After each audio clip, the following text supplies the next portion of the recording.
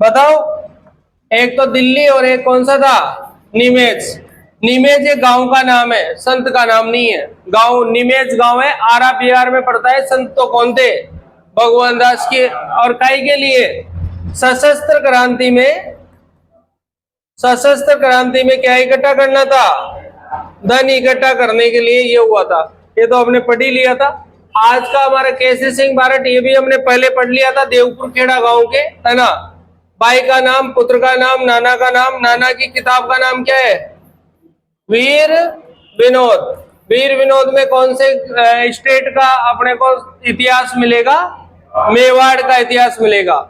उसके बाद में आज अपन ने जोरावर सिंह बारट के बारे में देखा। जोरावर सिंह बारट का जो जन्म है वो कहां पर है, उदयपुर में। और मैंने एक पुस्तकालय का नाम बताया था उदयपुर में, कृष्णा वाणी विलास। कहां पर स्थित है ये, उदयपुर में। और अनूप कंवर इनकी क्या है भाई, पत्नी है, जोरावर सिंह बारट की। कौन से षड्यंत्र में इनका नाम आता है, दिल्ली षड्यंत्र में इनका नाम आता है। और 1912 में इनका नाम आता है। प्रताप सिंह बारट और वसंत विश्वास के साथ ये थे। और इन्होंने पीएनबी बैंक से जो हार्डिंग की सवारी जा रही थी, किसकी, हार्डिंग की सवारी, हार्डिंग सवारी पर क्या गिराया था, बम गिराया था। उस समय भारत में राजधानी परिवर्तन का सिस्टम था। राजधानी कहां से कहां लाई जा रही थी, कोलकाता से दिल्ली लाई जा रही थी। और भारत की राजधानी दिल्ली 1 अप्रैल 1912 को बनी थी, जिसकी घोषणा जो है 1911 में दिल्ली दरबार में कर दी गई थी। कौन से दरबार में कर दी थी, घोषणा तो 11 में कर दी थी, लेकिन राजधानी कब बनी थी, 12 में बनी थी। 1 अप्रैल 1912 में बनी थी, ठीक है। तो राजधानी बन जाती है, चेंज हो जाती है राजधानी। उस टाइम पे जो सवारी निकल रही थी उस पर जो है बम डाल दिया था, ठीक है। लेकिन जोरावर सिंह को कभी भी गिरफ्तार, और इन्होंने नाम वाम बदला था, क्या कर दिया था, जोरावर सिंह ने अपना नाम क्या कर लिया था, अमरदास बैरागी। और इन्होंने जो है अपना नाम चेंज कर लिया था, अमरदास बैरागी नाम कर लिया था। और इस नाम से जो है इन्होंने काफी समय तक जो है दक्षिण राजस्थान के क्षेत्रों में क्रांति से संबंधित प्रचार का काम भी किया था। कौन आ जाएगा यहाँ पे, अमरदास बैरागी। अगला नाम हमने पढ़ा था कौन सा, सागरमल गोपा। प्रताप सिंह बारट भी पढ़ा था क्या बीच में, हाँ, प्रताप सिंह बारट हमारा कल हो गया था। प्रताप सिंह बारट के क्वींसलैंड वाले 4 कोटेशन याद रखना है अपने को। सागरमल गोपा, प्रजामंडल कौन सा था इसका, जैसलमेर। और सागरमल गोपा की पुस्तकें आजादी के दीवाने, जैसलमेर का गुंडाराज, रघुनाथ सिंह का मुकदमा, ये 3 फेमस किताबें इनके द्वारा लिखी गई है। और इन्होंने एक संस्था बनाई थी जिसका नाम क्या है, माहेश्वरी नवयुवक मंडल। किसके द्वारा बनाई गई, सागरमल गोपा के द्वारा बनाई गई, जिसमें इनके सहयोगी रघुनाथ सिंह मेहता थे। कौन थे भाई, रघुनाथ सिंह मेहता। और रघुनाथ सिंह मेहता और इनके द्वारा 1932 में संस्था बनाई गई जिसका नाम क्या है, माहेश्वरी नवयुवक मंडल है। क्या नाम है भाई, माहेश्वरी नवयुवक मंडल। उस समय जो है सागरमल गोपा को गिरफ्तार किया गया।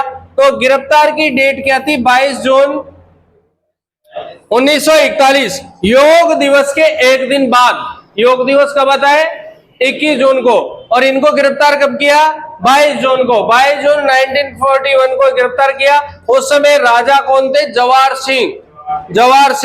और जवाहर सिंह राजा थे, इन्होंने यातनाएं दी। उस समय जेलर कौन था, गुमान सिंह।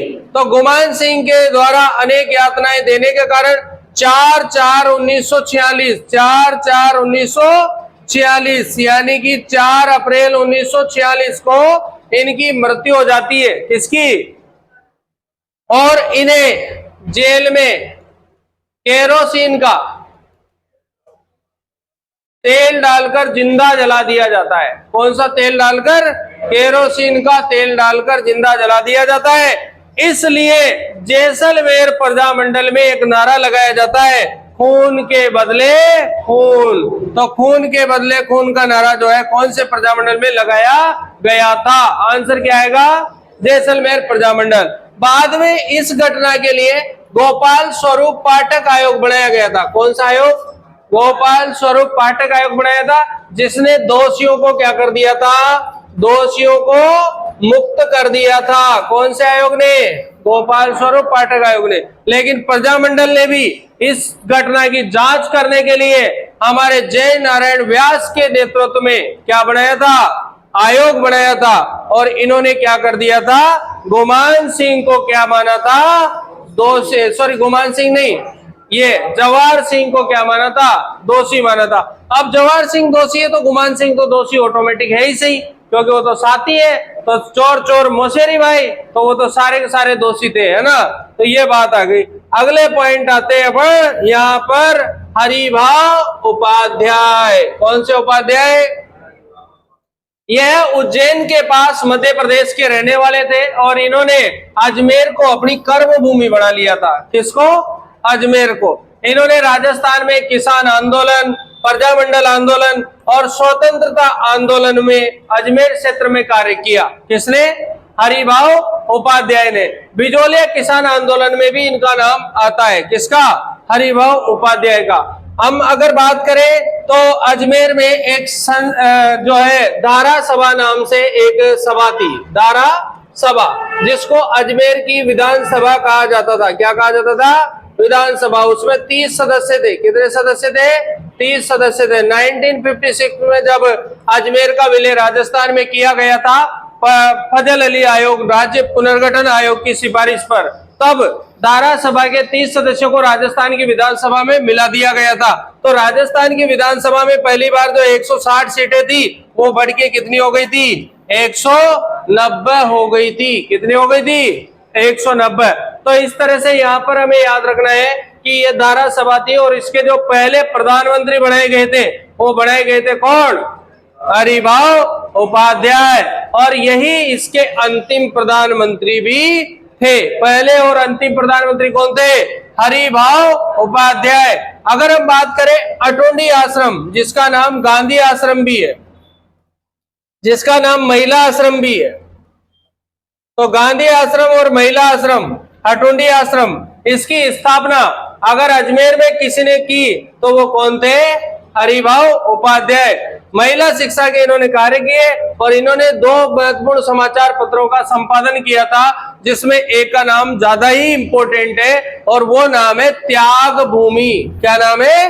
त्याग भूमि। तो त्याग भूमि का 1927 में इन्होंने क्या किया था? संपादन किया था। इसके अलावा एक है ओडुबर। कौन सा है? ओडुबर। ये 2 महत्वपूर्ण समाचार पत्र है जिनका इनके द्वारा क्या किया गया था? संपादन किया गया था। लास्ट नाम है आज का बाल मुकुंद बिस्सा। कौन से प्रजामंडल के हैं भैया?